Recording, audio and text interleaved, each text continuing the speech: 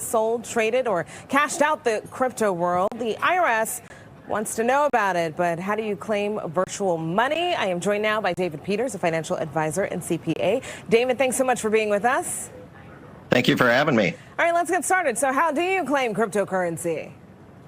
Well, so unlike a lot of other things, when I'm trading sort of your normal types of investments, typically I'm going to get a 1099 at the end of the year. That may or may not be the case with cryptocurrency. There are some platforms that are giving us 1099s where we can use that to know when we bought and sold things. And then there's other platforms that are not. Either way, we need to declare it on our tax return. So let me ask you, is there a certain amount that you have to earn or sell to claim it?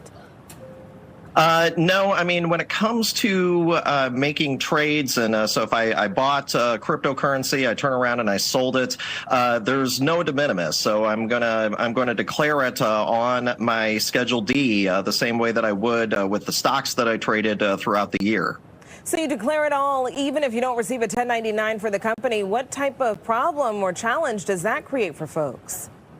Well, I think it creates a big problem because with the platforms maybe not reporting things on a 1099 like we're used to seeing, we're going to have to rely on our own records. The taxpayer is going to have to provide records of when they bought and when they sold things, and how much they paid for things and how much they sold it for. And so sometimes that can be really problematic. We've also seen some situations where taxpayers have gone into the platform that they've used, and maybe they can only get the last 6 months worth of transactions. Well, that doesn't help me out if I'm trying to report for the entire year. So we're kind of having clients go back and recreate things from the records that they have in order to ensure that they're reporting everything that they need to. You know, and it sounds very problematic for all of the reasons that you just named and even more. Is the IRS really going to crack down on this?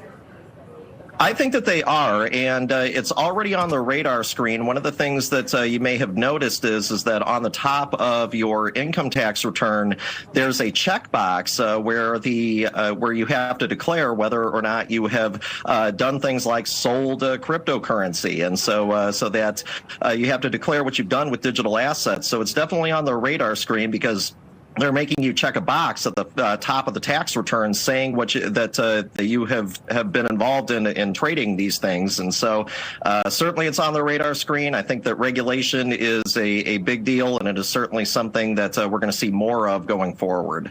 How can the IRS crack down when you're talking about an industry that typically has no regulation? They're not even sending out 1099s.